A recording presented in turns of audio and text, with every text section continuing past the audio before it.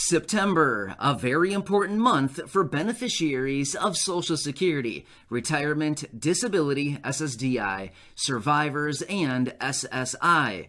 Let's get into it and discuss why September is such an important month for all of these tens of millions of beneficiaries. Welcome and thank you so much for joining me. If you're new here or if you haven't done so yet, make sure to hit the subscribe button right down below the video, as I am your one and only daily advocate, and this channel is your one-stop shop for everything you need to know with everything going on right now. Thank you so much for your support. I truly appreciate it. Make sure to subscribe right down below the video, and I'll be back for you each and every day, as I am very much committed and dedicated to everybody right here on the channel, and I want to help out in any way that I possibly can.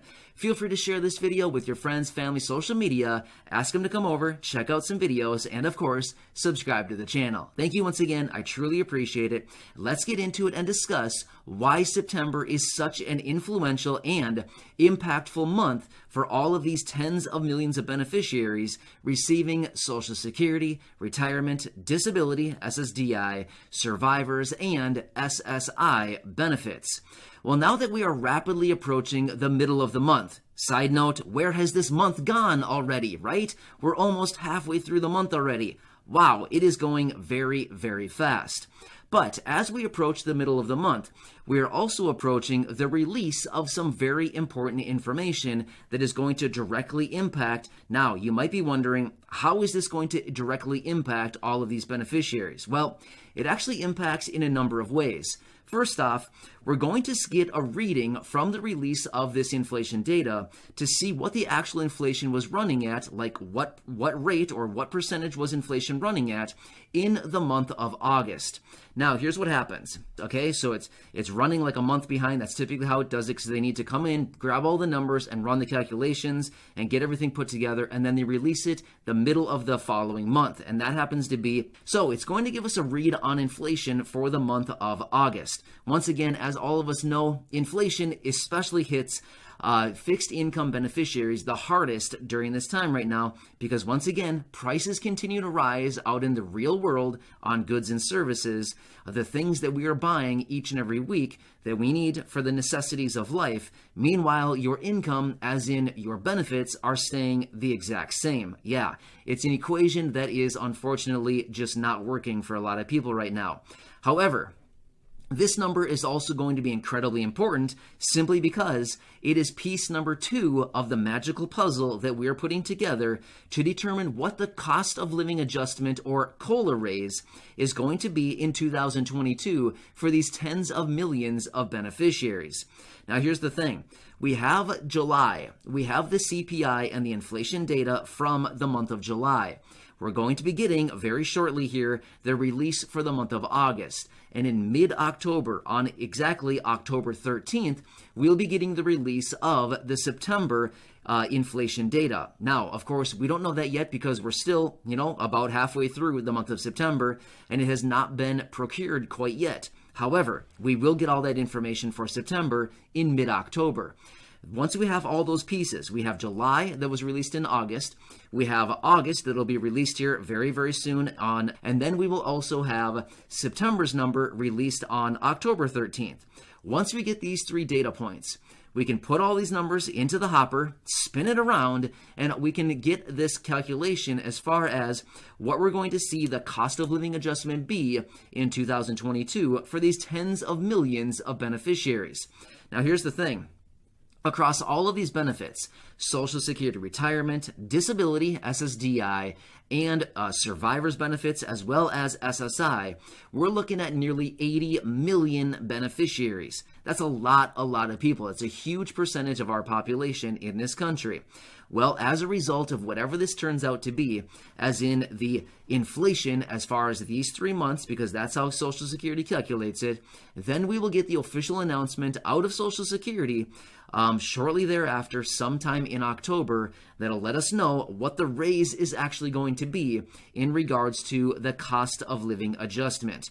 Now, we've seen numbers and estimations all across the board. Throughout this year, it continues to tick higher, it seems like, on a monthly basis, as far as estimations as to what the cost of living adjustment could actually be in 2022.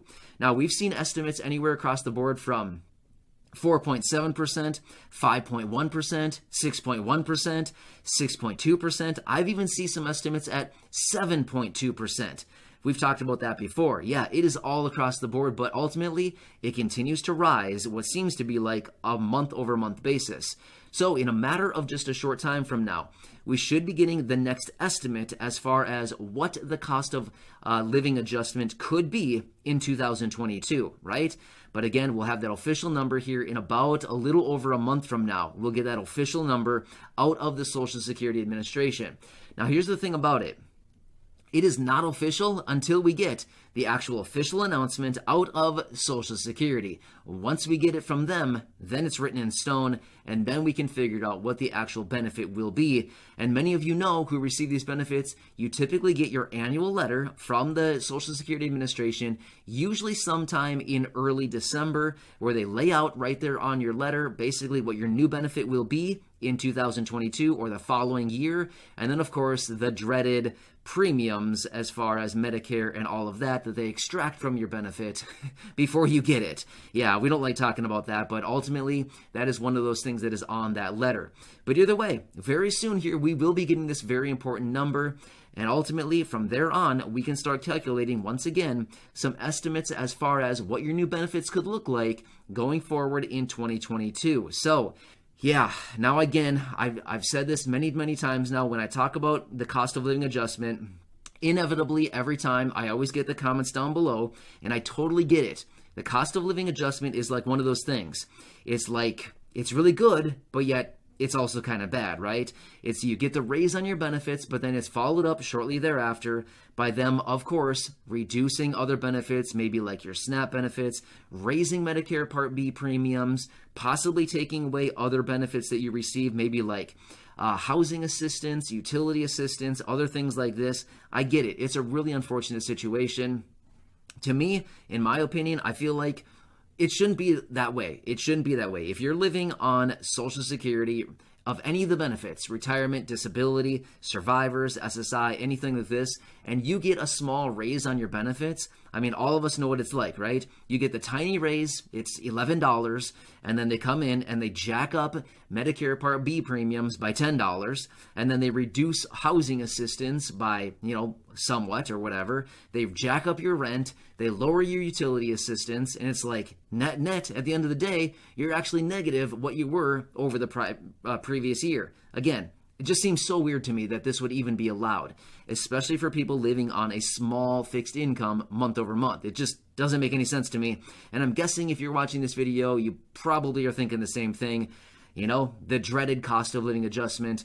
A lot of times it's good because you're getting more money, but at the end of the day, a lot of times the expenses also increase, therefore resulting in a lot of times a net loss for a lot of people, which is not a cool thing. But either way, this year or going into 2022 looks like it should be a pretty healthy cost of living adjustment. Hopefully this time it'll offset some of those other expenses a little bit, therefore allowing you to actually get a higher benefit at the end of the day that you can actually take home, right? That would be pretty nice too.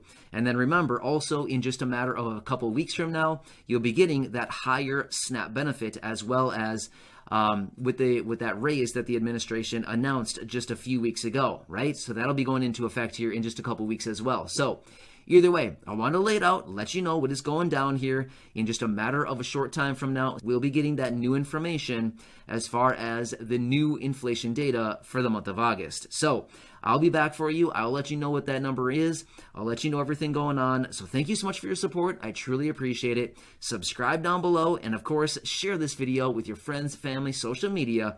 Ask them to come over, check out some videos, and of course, tell them to subscribe to the channel. Thank you so much. I really appreciate you. And please remember, I'm here to help out in any way that I can each and every day.